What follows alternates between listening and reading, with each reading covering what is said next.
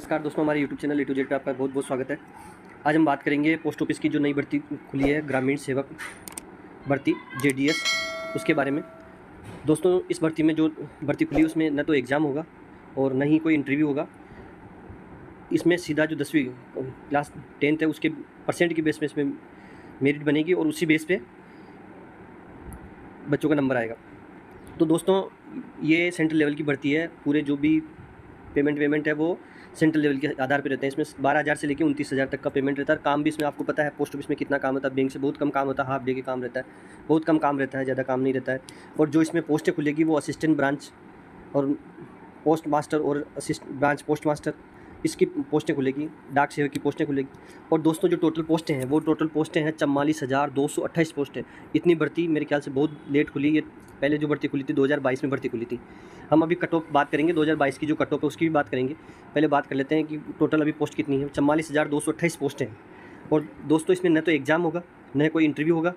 सीधी merit के base पे farm भरिए, आपकी मेरिट के बेस पे आपका सिलेक्शन हो जाएगा। और एक और इसमें यह है कि आप भारत के कोई से भी इलाके से आप फार्म भर सकते हो। इसमें क्या होता है, जैसे बड़े जो ज़िले हैं जहाँ बच्चे सरकारी जो बड़े जो डिस्ट्रिक्ट है, बड़े स्टेट है, इसमें बच्चे क्या है सरकारी नौकरी की बहुत तैयारी करते हैं। जैसे बिहार, उत्तर प्रदेश, राजस्थान, हरियाणा, दिल्ली, इसमें बच्चे सरकारी नौकरी की तैयारी करते हैं, जब बहुत ज़्यादा करते हैं। और इसमें क्या होते हैं, वो फार्म हर भर्ती का फार्म भरते हैं। तो ये जेडीएस का भी यहाँ की मेरिट बहुत ज़्यादा जाती है। बिहार, यूपी, आपको पता है इसकी मेरिट बहुत हाई जाती है। 100 में से 100। जनरल की 98 से लेकर 100 तक, 95 से लेकर 100 तक, और ओबीसी 95 से लेकर 100 तक, एसटी एससी 90, 94, 95। जो कम जो मेरिट जाती है वो पीडब्ल्यूडी की जाती है, क्योंकि इसमें थोड़ा सा वो रहता है, इनको आरक्षण का फ़ायदा मिल जाता है। तो दोस्तों, आज हम बात करेंगे 2022 की कट ऑफ कितनी गई थी और उसी बेस पे आपको कहाँ से फार्म लगाना चाहिए जिससे आपकी नंबर आने के चांस रह सकते हैं। और दोस्तों, जिसके 70 से 80% है वो बच्चा भी फार्म भरें या ना भरें, और जिसकी 80-85 है वो फार्म भरें या ना भरें, ये जो डाउट है वो हम आज क्लियर करेंगे। तो दोस्तों, पहली बात तो जो 70 से 80 उसको भी फार्म भरना चाहिए कि नंबर किस्मत है आ जाए। और कहाँ से फार्म भरना चाहिए वो भी हम आज बताएंगे कि 70 से 80% वाले फार्म कहाँ से भरें। तो दोस्तों, आगे बात करने से पहले मैं बताना चाहूँगा आपको, दोस्तों हम बात करेंगे कि सेफ राज्य कौन सा है जहाँ से फार्म भरने पे नंबर आने के चांस रहते हैं, और हाई मेरिट वाले राज्य कौन से हैं। दोस्तों, इसकी जो लास्ट डेट जो है वो 5/8/2024 है। तो आपको फार्म जितना जल्दी हो भर देना चाहिए। 10वीं पास बेस पे है तो आपको जल्दी भर देना चाहिए। अब पहले हम बात करते हैं 2022 जेडीएस कट ऑफ 2022 कैटेगरी के हिसाब से करते हैं, कैसे गई थी कैटेगरी। देखिए, जो नॉर्मली सब जिलों की, सब राज्यों की बात करता हूँ, जो नॉर्मली जो डिस्ट्रिक्ट औसतन जो गई थी वो गई थी 84 से लेकर 90। जनरल की गई थी 84 से लेकर 94 के बीच में। ईडब्ल्यूएस की 83 से लेकर 90 के बीच में। ओबीसी की 79 से लेकर 88 के बीच में। और एससी की गई थी 79 से 87 के बीच में। एसटी की गई थी 78 से लेकर 84 के बीच में। और पीडब्ल्यूडी इसकी गई थी 68 से 77 के बीच में। दोस्तों, ये तो ओवरऑल औसतन वाली थी।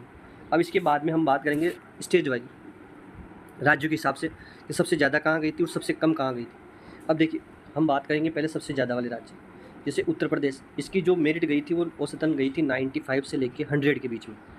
और बिहार की गई थी 91 से लेके 100 के बीच में। झारखंड की 87 से लेके 100 के बीच में। दिल्ली की गई थी 91 से लेके 100 के बीच में। एमपी की 82 से लेके 100 के बीच में। देखिए, 82 से लेके 100, इसमें सारी कैटेगरी बता रहा हूँ आपको। पंजाब की गई थी 83 से लेके 100 के बीच में। दोस्तों, जो महाराष्ट्र की है वो गई थी 81 से लेके 100 के बीच में। अब देखिए, जो आसाम है उसकी गई थी 75 से लेके 100 के बीच में। यानी आसाम के अंदर फार्म भरने से चांस बनते हैं अलग अलग सर्कल के, जो अलग अलग सर्कल है उसमें। इसके अंदर आसाम के अंदर बहुत से सर्कलों में पीडब्ल्यूडी की 49 तक की मेरिट गई हुई है। पिछले साल 2022 के अंदर 49 तक की मेरिट गई हुई है। और ओबीसी की 56-57 तक ओबीसी की गई हुई है अलग अलग सर्कलों में। मैं लिस्ट प्रोवाइड कराऊंगा आपको। तो दोस्तों आपको अपने स्टेट में भी थोड़ी कोशिश करनी चाहिए कि इसको इसी सर्कल में यदि कम मेरिट जाए तो वहाँ से भी आप फार्म लगा सकते हैं।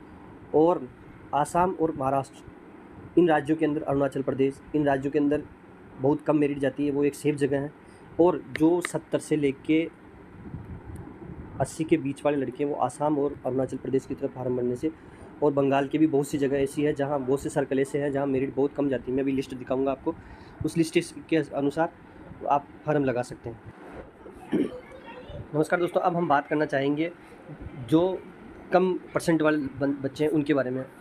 तो मैं करूँगा कि आप जो फार्म भरे हैं तो सबसे पहले डाक सेवक, उसके बाद में ABPM, पहले तो डाक सेवक पोस्ट भरना है, दूसरे में APBM पोस्ट भरनी, तीसरे में PBPM, तीसरे में ये पोस्ट भरनी। देखिए इसमें क्या है, इनके पेमेंट में 2000 के अंतर है। जैसे BPM 14,000 पोस्ट है, 14,000 रुपये पेमेंट है, इसमें 12,000 रुपये पेमेंट है। आप फिर डिपार्टमेंटली तैयारी करके आप आराम से ऊपर जा सकते हैं। तो ये जो डाक सेवक उसकी परसेंट कम जाती है।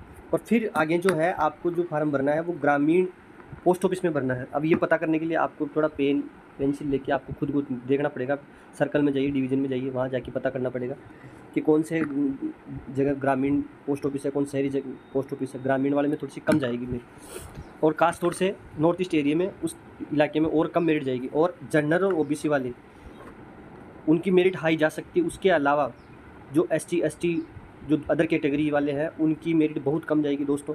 और फार्म हर बच्चे को भरना चाहिए, जिसके कम परसेंट भी है वो भी फार्म भरे। देखिए आज की आपकी 2 दिन की मेहनत, आपका 2 दिन का सर्च, कोई भी सब चीज़ को आप बार बार उसको देखिए और आप आगे के भविष्य के लिए निर्धारित किया जा सकता है। तो दोस्तों इसी बात पे मैं आपको बहुत बताना चाहूँगा कि आप एक बार ज़रूर देखिएगा, और हम आपको आगे इसके बारे में और जानकारी प्रोवाइड करना चाहेंगे, कहाँ से कितने फार्म भरे गए हैं, कितने फार्म भरे जाएंगे, इनकी मेरिट कितने दिनों में आएगी। वैसे जैसे 5 अगस्त है तो 5 अगस्त इसकी लास्ट तारीख है, तो इसके 20 या 25 दिन के बाद में इनकी फर्स्ट लिस्ट जारी हो जाती है। ये पक्का श्योर समझ लीजिए कि 25 दिन में फर्स्ट लिस्ट आ जाएगी, और इनकी 4 या 5, 6, कभी कोई जिलों में 7 लिस्ट तक आती है। तो दोस्तों यदि हमारे चैनल को आपने सब्सक्राइब नहीं किया तो प्लीज़ सब्सक्राइब कर लीजिए, जिससे आपको नई जानकारी मिल सके। जय हिंद दोस्तों।